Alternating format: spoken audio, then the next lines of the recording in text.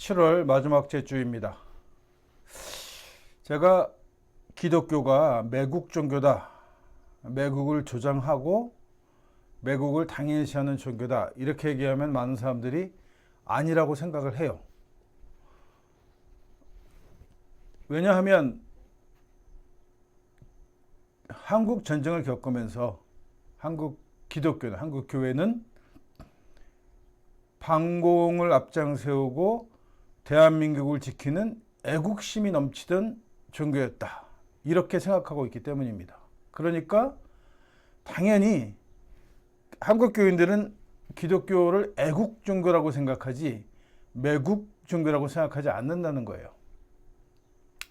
이게 강점기에 한국 교회가 신사참배나 외양한테 절하는 요배나 이런 것들을 해서 그래서 매국노다, 그리고 치열하게 헌납도 하고 국방비라고 해서 헌납도 하고 교회 종도 녹여서 갖다 바칠 만큼 대단한 열정적인 매국을 했기 때문에 매국노다, 매국교회다 이렇게 말씀드리는 것보다는 본질적으로 기독교라는 종교가 매국을 주장하고 있다.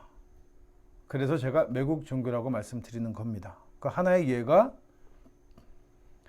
모세가 이집트에서 자기 백성을 데리고 나왔답니다. 이것도 사실 전설인데 그렇다고 치고 그런 일이 이제 있었다고 그냥 인정해 줍시다. 구약의 이야기니까 소설이라고 생각하고 그렇게 해서 데리고 나왔는데 모세는 가나안 땅에 못 들어갑니다. 못 들어간 이유가 있어요. 의심해서 그렇다느니 그래서 물을 만들 때 의심을 했느니 어쨌든 간에 여러 가지 핑계를 대고 모세는 못 들어가요. 그리고 여호수아와 갈렙이 새로운 지도자가 돼서 가나안 땅에 들어갑니다. 그리고 여리고성을 만나게 돼요. 여리고는 당시에 굉장히 탄탄한 기반을 가진 성이었습니다. 이 성을 무너뜨린 이야기에 기생 라합 이야기가 나오죠. 정탐꾼들이 여리고성에 들어갔을 때 숨겨주고 성에 대한 정보를 제공했던 여자가 라합입니다. 기생이에요. 그래서 나중에 여리고성이 무너진 다음에 이 라합 가족만큼은 보호를 받았어요. 다 죽일 때. 그리고 살아남아서 유대 남자와 결혼을 하고 자식을 낳았는데 보아스를 낳게 됩니다. 보아스가 바로 룻기라고 하는 룻 이야기의 남자 주인공이죠. 룻은 이방 여인입니다. 이렇게 해서 이 족보에서 다윗이 태어나고 예수가 태어났다고 하는 족보 이야기에 나오는 이방 여자 둘이 있는데 그 이방 여자 중에 첫 번째가 기생 라합이에요. 생각해보면 유대 입장에서는 라합이 자기네들을 도와주고 협조한 사람이니까 그렇게 영웅처럼 생각될 수도 있겠지만 여리고 입장에서 본다면 라합은 배신자잖아요. 여리고가 좋다 나쁘다라고 하는 평가는 성서가 그렇게 하는 거지 서로 다른 민족 간에 어느 민족이 더 좋은 민족이고 나쁜 민족이라고 얘기할 수 없는 거예요. 서로 다른 문화를 갖고 있고 다른 정치적 배경을 가지고 있는 거니까. 근데 일방적으로 성서는 여리고는 악한 도시로 묘사하는, 그래서 당연히 멸망해도 되는 거야 이렇게. 바로 이 구조가 빨갱이는 죽여도 돼, 마녀는 불태워도 돼, 이교도는 죽여도 돼 라고 하는 이 비로한 이분법적 논리에 근거하는 거예요. 그래서 여리고는 악의 세력이 있었다는 거예요. 소돔과 고모라처럼 여리고도 똑같이 평가를 합니다. 그러니까 그 여리고는 당연히 망해야 되는데 그 망할 때 라합이 보여준 행동은 유대 입장에서 볼 때는 신앙심이고 애국심이었다는 말이죠. 그러나 여리고 입장에서 본다면 이거는 매국녀예요. 성을 팔아먹은 진짜 찢어 죽여도 시원치 않을 매국녀란 말이죠. 그럼에도 성서는 이 여자를 믿음의 여자로 묘사를 하고 있는 겁니다. 그리고 내내 그렇게 설교를 해왔어요. 자, 그러면 기독교에서는 뭐가 애국이냐 하면 기독교를 전파하는 나라의 뜻을 따르는 게 애국이 되는 거예요. 자기 민족의 전통이라든가 자기 민족의 문화는 중요하지 않아. 그거는 야만이고 미신이고 악한 거예요. 오로지 선한 것은 기독교가 전해주는 문명, 기독교라는 종교, 뭐 이런 것들이 선한 거예요. 그러니까 이런 것을 충실하게 믿으면서 그러면서 자기 나라를 그렇게 만드는 것을 애국이라고 했다는 말이죠. 근데 민족의 입장에서 생각해 본다면 철저한 매국입니다. 이게 식민지를 통치하고 식민지를 흔들고 식민지를 이분법적으로 분열시키는, 이간질시키는 가장 중요한 수단 중에 하나였다는 거예요. 기독교가. 왜? 기독교는 기독교를 받아들이고 기독교적 교리와 기독교적 정의로 행동하는 것을 애국이라고 하기 때문에, 그것을 믿음이라고 하는 것이고, 그래야만 죽을 영혼이 구원받을 수 있는 선행이라고 가르쳐 왔기 때문에 기독교는 매국 종교인 거예요. 식민지 입장에서 본다면. 요즘 들어서 뭐 유튜브도 그렇고 여러 가지 매체에서 유럽이죠. 특히 이제 북유럽을 중심으로 복지 국가들이 형성돼 있었는데, 이 복지 국가들의 복지, 무상복지 때문에 경제가 망한다, 유럽이 쓰러진다라고 이야기를 많이 해요. 즉 다시 말하면 공산주의 때문에, 공산주의 개념을 가지고 들어왔기 때문에 유럽이 망하고 있다, 자본주의 사회가 망하고 있다고 얘기하는 거예요. 결과적으로 유럽의 경제가 망가지고 있으니까, 뭐 제가 자주 주장하는 이야기인데, 어떤 이유를 가져다 붙여도 그게 맞습니다. 하다못해 옆집개가 똥을 너무 많이 싸서 유럽 경제가 망해라고 해도 반박할 수 없어요. 왜냐하면 유럽 경제가 망하고 있으니까. 아니라는 근거를 못 대는 거죠. 관계없어라고가 안 되는 거예요. 추정하는 사람이 관계 있다고 하니까. 그것처럼 마치 유럽이, 서구가 복지라고 하는 마크시즘의 개념을 받아들여서 무상 복지를 하면서 망가졌다라고 얘기하는데, 사실은 그게 아니라 식민지에서 걷어들였던 재물들, 식민지의 값싼 노동력으로 벌어들였던 재물들, 불공정한 무역을 통해서 착취했던 이익들, 그런 것들이 쌓여서 유럽의 부를 축적시켜줬고 그걸 펑펑 다 써버린 거예요. 그게 바닥이 나면서 결국은 유럽이 쓰러지는 거예요. 애당초 식민지의 부가 없었다면 유럽은 그렇게 살지도 못했고 지금도 여전히 야만이고 무식한 지역으로 남았을 거예요. 그런데 그들이 산업혁명에 성공하고 제국주의로 일어서면서 식민지를 통해서 엄청난 부를 착취했단 말이죠. 그리고 그 부를 유지하기 위해서 끊임없이 전쟁을 해온 거예요. 착취를 하는 거죠. 우리 가까운 나라 외가, 일본이라고 부르는 그 외라는 나라가 저렇게 경제적으로 빨리 자립할 수 있었던 이유는 6.25라고 하는 전쟁이 있었기 때문입니다. 이 전쟁 물자를 보급하면서, 공급하고 보관하고 이렇게 하면서 그걸 바탕으로 경제가 일어선 거예요. 그러니까 정말 아이러니하게도 우리는 그 비로한 조선 왕조의 그 쾌쾌 먹은 그 정치 때문에 결국은 열강에 무너지게 되죠. 그 열강 중에서 특히 외에게 우리는 침략 당하면서 식민지가 되어버려서 36년이라는 시간, 그 앞에까지 하면 더 긴 시간이죠. 긴 시간 동안 자원이고 농산물이고 하다못해 민화에 나오는 개, 삽살개, 바두기 같은 개의 털의 가죽까지 다 벗겨가서 수탈할 정도로 철저하게 탈탈 털린 나라예요. 이 나라가 서구 애들이 우리를 분단시키고 분단 후에 남북이 갈리고 여기에 이념을 때려박으면서 전쟁을 하게 되죠. 이 전쟁을 통해서 외는 또 경제적으로 되살아난 거예요. 또 이럴 수밖에 없는 이유 중에 하나가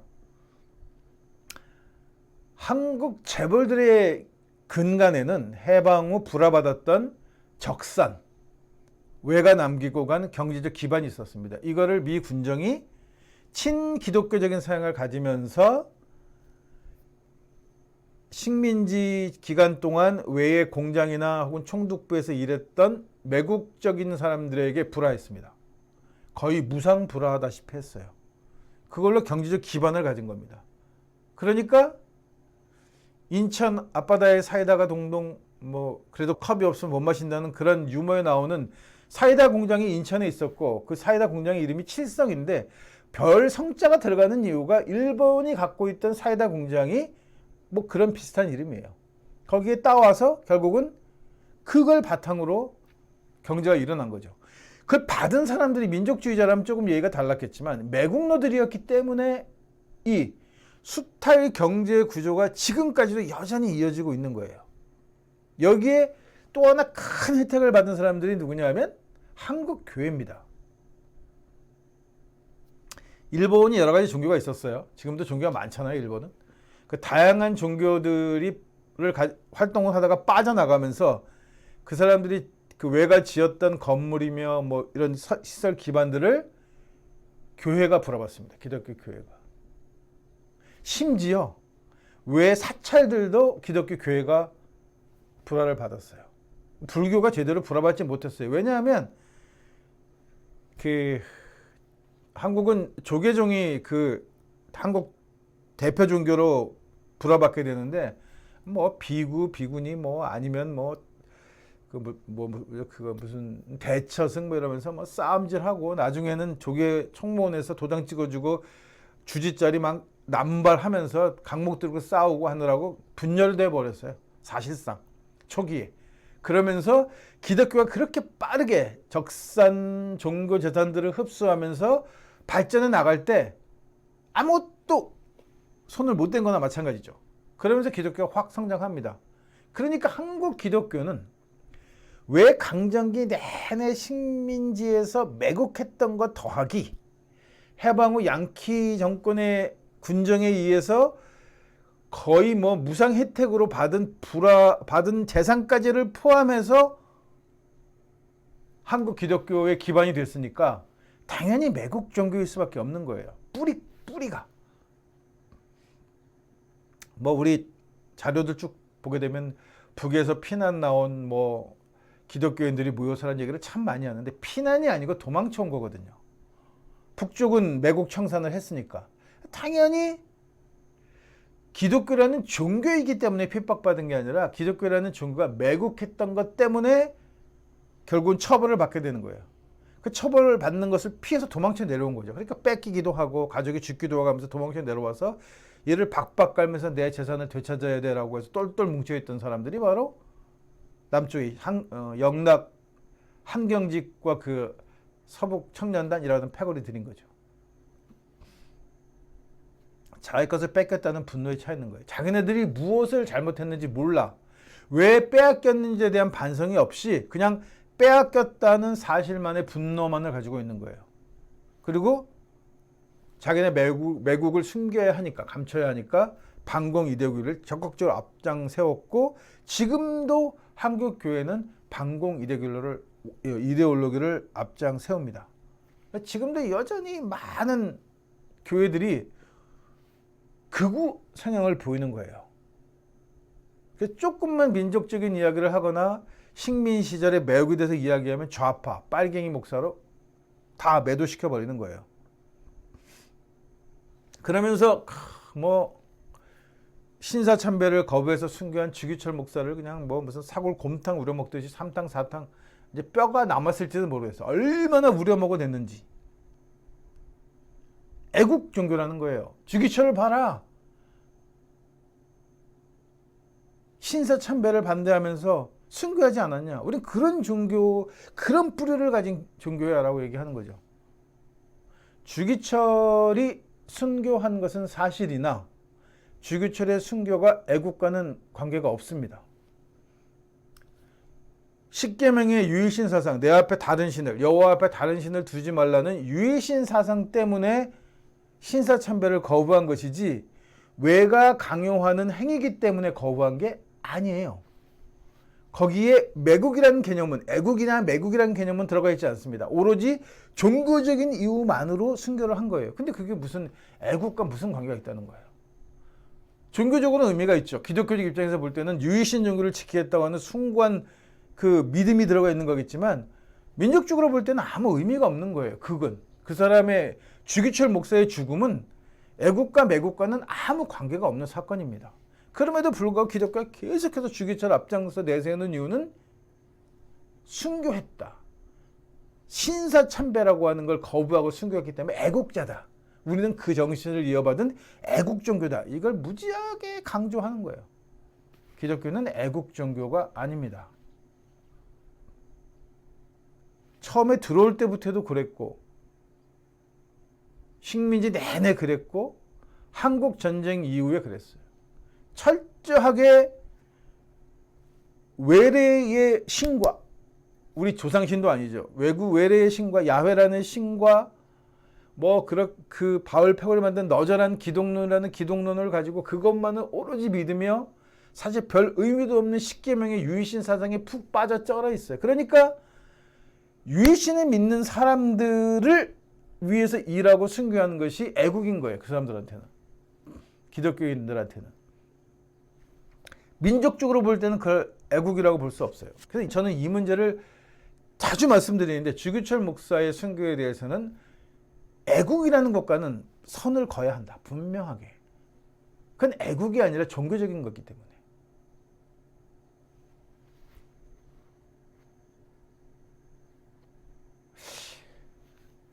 글쎄, 언제쯤이나 이런 문제들을 솔직하게 얘기할 수 있는 시대가 올지 모르겠습니다. 남북이 통일되지 않으면 어려울 거예요.